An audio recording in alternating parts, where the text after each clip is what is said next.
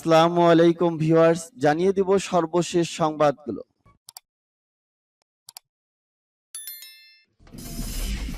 সংবাদের শুরুতেই জানিয়ে দিব সংবাদ শিরোনাম।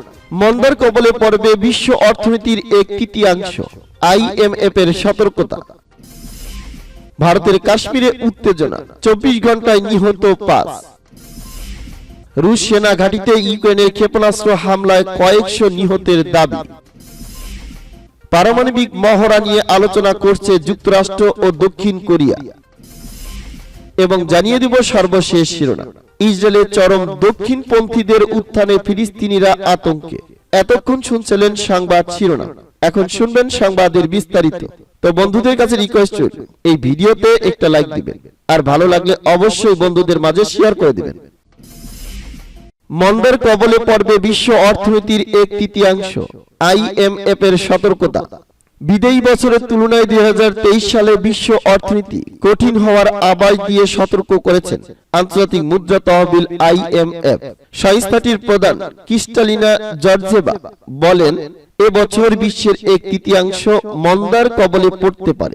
ইউক্রেন রাশিয়া যুদ্ধ, করোনা মহামারীর প্রভাবে 2022 সালে অস্থিরতার মধ্যে দিয়ে গেছে পুরো বিশ্ব। তবে নতুন বছর সুন্দর আর সম্ভাবনাময় হবে, এমন আশায় বুক বেঁধেছেন অনেকে। কিন্তু চলতি বছর আরো কঠিন হবে বলেছেন Kristalina Georgieva. BCS news face the নেসলে তিনি বলেন, যুক্তরাষ্ট্র, ইউরোপীয় ইউনিয়ন ও চীনের অর্থনীতির চাকা ধীর গতির হওয়ায় গত বছরের তুলনায় 2023 সাল আরো কঠিন হতে যাচ্ছে। ইউক্রেন যুদ্ধ, নিত্য প্রয়োজনীয় জিনিসের দ্রব্যমূল্য বৃদ্ধি, উচ্চ সুদহার ও চীনে কোভিড ছড়িয়ে পড়ায় বৈশ্বিক অর্থনীতিতে ভয়াবহ চাপ সৃষ্টি হওয়ায় এমন সংখ্যা দিয়েছে। এ প্রসঙ্গে আইএমএফ এর শীর্ষ কর্মকর্তা বলেন, আমাদের ধারণা অনুযায়ী বিশ্ব অর্থনীতির এক তৃতীয়াংশ মন্দায় পড়বে। এমনকি যেসব দেশে এই সংকটে নেই সেসব দেশও লাখ লাখ মানুষ মন্দার মতো পরিস্থিতির মুখে পড়বে। 23 সালে বিশ্বের দ্বিতীয় বৃহৎ অর্থনীতির দেশ চীনের শুরুটা কঠিন হবে বলে সতর্ক করেছেন আইএমএফ এর ব্যবস্থাপনা পরিচালক জর্জিয়েভা। চীন এবং ওই অঞ্চলে বৈশ্বিক প্রবৃদ্ধিতে প্রভাব হবে নেতিবাচক। ভারতের কাশ্মীরে উত্তেজনা, 24 ঘন্টায় নিহত 5। ভারত শাসিত কাশ্মীরের রাজৌরি জেলায় নতুন করে উত্তেজনা ছড়িয়ে পড়েছে। 24 ঘন্টায় একই জায়গায় আলাদা ঘটনায় 5 বেসামরিক নাগরিক নিহত হয়েছে। সোমবার বিবিসির প্রতিবেদনে জানা গেছে, রবিবার সন্ধ্যায় সন্ত্রাসীরা রাজৌরি জেলায় 3টি বাড়িতে হামলা চালায়। এতে 9 জন নিহত হয়, আহত হন বেশ কয়েকজন। সোমবার একই স্থানে বিস্ফোরণ ঘটলে এক শিশু নিহত এবং 4 জন আহত হয়। বিস্ফোরণের কারণ তাৎক্ষণিকভাবে জানা যায়। এই ঘটনা নিয়ে তদন্ত শুরু করেছে পুলিশের স্থানীয় শীর্ষ কর্মকর্তারা। একে কাপুরুষোচিত সন্ত্রাসী হামলা আখ্যা দিয়ে জম্মু ও কাশ্মীরের লেফটেন্যান্ট গভর্নর মনোজ সিনহা হতাহতের পরিবারকে আর্থিক সহায়তার আশ্বাস দিয়েছেন। তিনি বলেন, এই ঘৃণা হামলার পিছনে যারা রয়েছে তাদের শাস্তি দেওয়া হবে। রুশ সেনা ঘাঁটিতে ইউক্রেনের ক্ষেপণাস্ত্র হামলায় কয়েকশো নিহতের দাবি।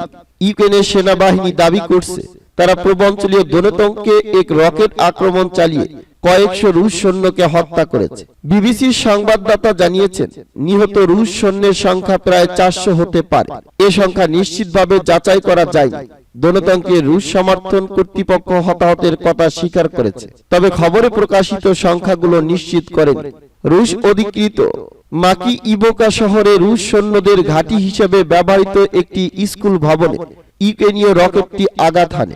এক রুশ কর্মকর্তা বলেছেন, ইউক্রেনকে যুক্তরাষ্ট্রের দেওয়া দূরপাল্লার হিমার্স রকেট দিয়ে আক্রমণটি চালানো হয় এবং এটি ছিল এক বড় আঘাত। দোনেতঙ্কের একজন রুশ সমর্থন কর্মকর্তা দালিন বেশনভ বলেছেন, নতুন বছর শুরুর দিনে মধ্যরাতে 2 মিনিট পরে ক্ষেপণাস্ত্রটি আঘাত হানে। টেলিগ্রাম মেসেজিং অ্যাপে পোস্ট করা এক বার্তায় তিনি বলেন, আক্রমণে হতাহতের সংখ্যা এখনো গণনা করা হচ্ছে। কিছু রুশ ভাষ্যকার ও ব্লগার আক্রমণের কথা স্বীকার করেছেন, তবে তারা আভাস দেন যে নিহতের সংখ্যা যত দাবি করা হচ্ছে তার চেয়ে কম। রুশ অনুষ্ঠান উপস্থাপক ভ্লাদিমির সোলোভিয়েভ টেলিগ্রাম বার্তায় বলেন, অনেক প্রাণহানি হয়েছে, তবে তা 400-এর ধারে কাছে নয়। ইউক্রেনের সেনাবাহিনী দাবি করছে, তাদের আক্রমণে 400 নিহত ছাড়াও আরো 300 জন আহত হয়েছে। কিয়েভের উপর পাল্টা রকেট ও ড্রোন হামলা হয়েছে। মাকিভকায় এই আক্রমণের কয়েক ঘন্টার মধ্যেই রুশ হামলার শিকার হয় কিয়েভ। গতরাতে কিয়েভের জরুরি অবকাঠামোর লক্ষ্য অনেকগুলি ড্রোন ও ক্ষেপণাস্ত্র হামলা চালায় রুশ বাহিনী। অবশ্য ইউক্রেনীয় বাহিনী দাবি করছে তারা ইরানের তৈরি 39টি শাহেদ ড্রোনের সবগুলোই গুলি করে ভূপাতিত করেছে।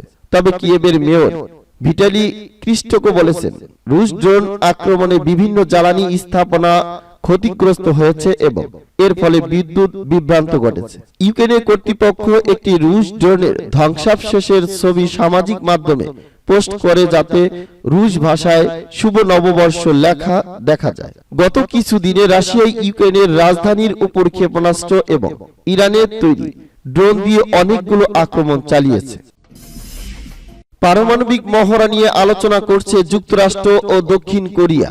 যৌথ সামরিক মহড়া নিয়ে আলোচনা করছে যুক্তরাষ্ট্র ও দক্ষিণ কোরিয়া, যে মহড়ায় মার্কিন পারমাণবিক অ্যাসল্ট অন্তর্ভুক্ত থাকবে। উত্তর কোরিয়াকে মোকাবেলায় এই সিদ্ধান্ত নেওয়া হচ্ছে।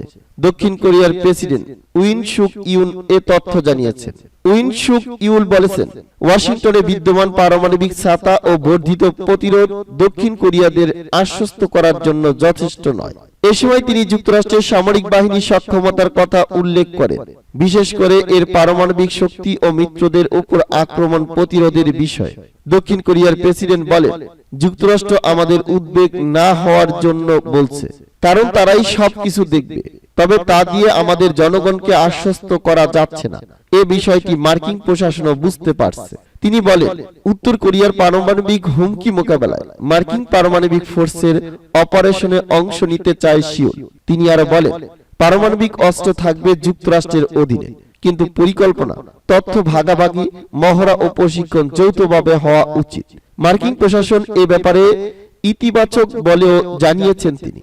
এদিকে পারমাণবিক অস্ত্রের উৎপাদন বাড়ানোর নির্দেশ দিয়েছেন উত্তর কোরিয়ার প্রেসিডেন্ট কিম জং উন। তাছাড়া নতুন আন্তঃমহাদেশীয় ক্ষেপণাস্ত্র উন্নয়নের আদেশ দিয়েছেন তিনি। যুক্তরাষ্ট্র ও দক্ষিণ কোরিয়াকে মোকাবেলায় এমন পদক্ষেপ গ্রহণ করেছে দেশটির সর্বোচ্চ নেতা। কোরিয়ান সেন্ট্রাল নিউজ এজেন্সির এক প্রতিবেদনে জানান, ওয়ার্কার্স পার্টির এক বৈঠকে কিম অভিযোগ করে বলেছেন, উত্তর কোরিয়াকে থামিয়ে দিতে ও এক ঘরে করে রাখার ষড়যন্ত্র করছে ওয়াশিংটন ও সিউল। ইসরায়েলের চরম দক্ষিণপন্থীদের উত্থানে ফিলিস্তিনিরা আতঙ্কে। ইসরায়েলের ইতিহাসে সবচেয়ে কট্টরপন্থী ও গোঁড়া ধর্মভিত্তিক সরকার ক্ষমতা গ্রহণ করার পর ইসরায়েল ও ফিলিস্তিনি দ্বন্দ্ব আরো সংঘাতময় হয়ে উঠবে বলে ইসরায়েলের ভিতর ও আন্তর্জাতিক পরিমণ্ডলেও বড় ধরনের উদ্বেগ তৈরি হয়েছে। ইতিমধ্যেই প্রবল সংখ্যায় দিন কাটাচ্ছেন পশ্চিম তীরের ফিলিস্তিনিরা। এই পটভূমিতে হেব্রনে ফিলিস্তিনিদের সঙ্গে কথা বলেছেন বিবিসি নিউজের টপ বেইটম্যান। তিনি বলেন, আমি গিয়েছিলাম হেব্রনে ইয়াসের আবু মারখিয়ার বসত বাড়ির উপর চালানো হামলা নিয়ে তার সঙ্গে কথা বলতে, কিন্তু সাক্ষাৎকারের মধ্যেই কুস্কিতে লাথি খেয়ে বাগানে তাকে অজ্ঞাত হয়ে পড়ে যেতে হলো। তিনি আরো বলেন, তার বাড়িতে হামলা চালানো যখন শুরু হয় তখন আমাদের ক্যামেরা ওই ঘটনা রেকর্ড করতে শুরু করেছে। বসতি স্থাপনকারীরা হামলা শুরু করেছে, তারা পাথর ছুঁড়েছে, আমার প্রযোজক চিৎকার করেছিলেন। ফিলিস্তিনি পরিবারটি সদস্যদের সঙ্গে আমরা ছুটে বাসার বাইরে গেলাম। দুইজন তরুণ ইসরায়েলি ইয়াসের আবু মারখিয়ার বাসার বাগানে জোর করে ঢুকে পড়েছে, তাদের পিছনে পিছনে ঢুকে যায় কিছু সেনা। টপ বেইটম্যান বলেন, দুই তরুণ বসতি স্থাপনকারীর একজন সোজা আমাদের দিকে তেড়ে এলো, পরিবারটিকে উদ্দেশ্য করে চেঁচাতে লাগলো, এখান থেকে বেরিয়ে যাও, চলে যাও। তাদের হুম্মি তুম্মি থামানোর চেষ্টায় আবু মারখিয়া এগিয়ে গেলেন। তিনি তার ফোনে ঘটনার ছবি তুলেছিলেন।